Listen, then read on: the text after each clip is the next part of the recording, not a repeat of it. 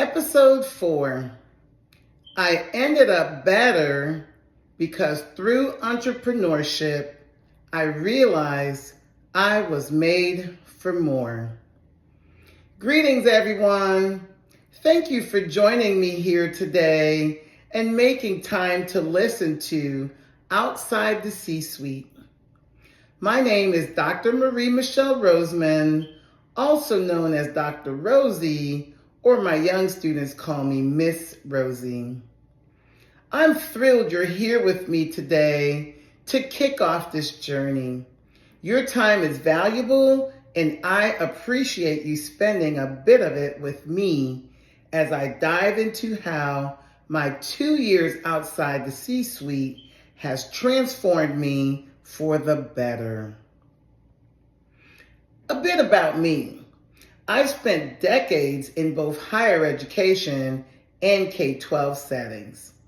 As the renowned rapper Drake might say, I started from the bottom, worked my way to the top, and now we're here.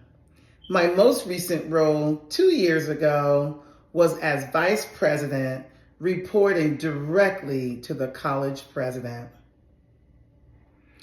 At the C-suite level, there were joys and challenges, but all of it has made me better, which is why in today's episode, I share insights and glimpses as to how I ended up better. Because I realized I was made for more, and entrepreneurship was a key to that. Over the last 2 years, my journey has been filled with highs and lows. At work, I had a strategic plan and a vision for each quarter. However, my exit from the C-suite didn't allow for that kind of planning or preparation. With no plan, I found myself asking, now what? As a result, my journey was full of ups and downs, and sometimes it felt like my life was falling apart. I love music, and luckily one day during my low, I heard the song titled Made for More. I listened to that song for 24 hours straight. The lyrics and message of hope helped me through grief and finally into acceptance. During another low point on my journey, I heard another melody from the song Just Be Held by Casting Crowns.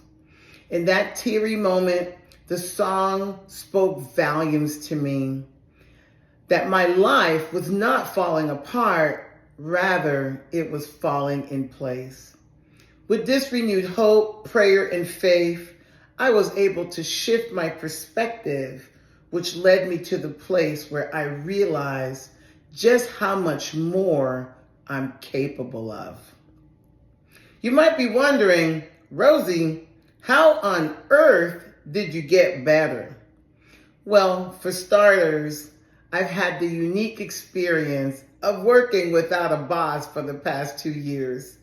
It's been more of a collaborative dance with other entrepreneurs and more group choreography.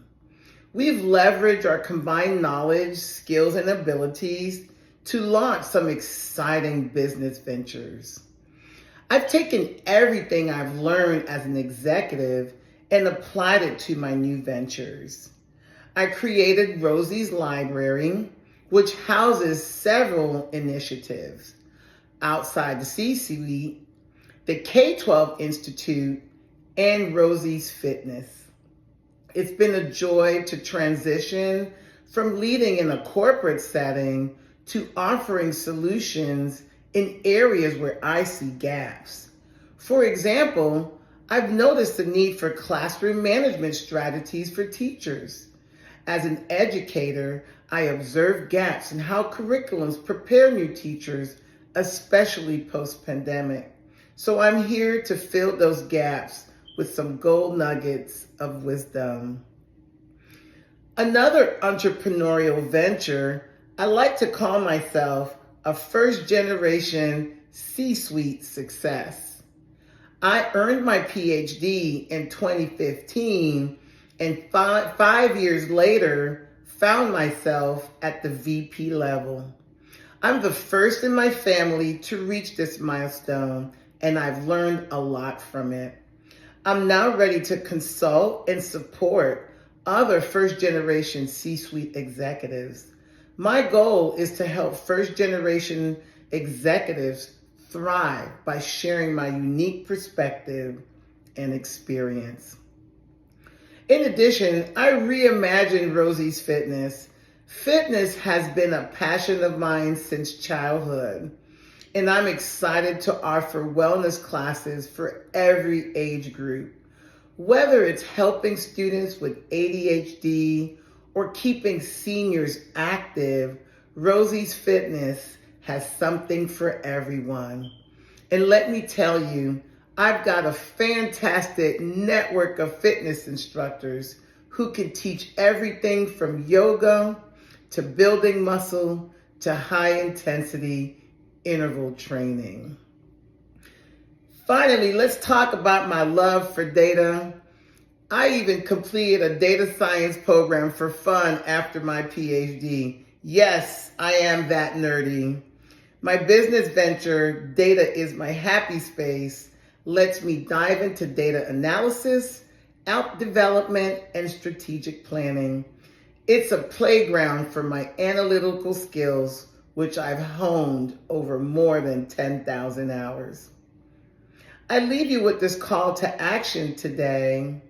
If I've learned anything, I've learned that if your life is falling apart, it really is falling into place because we're all made for more.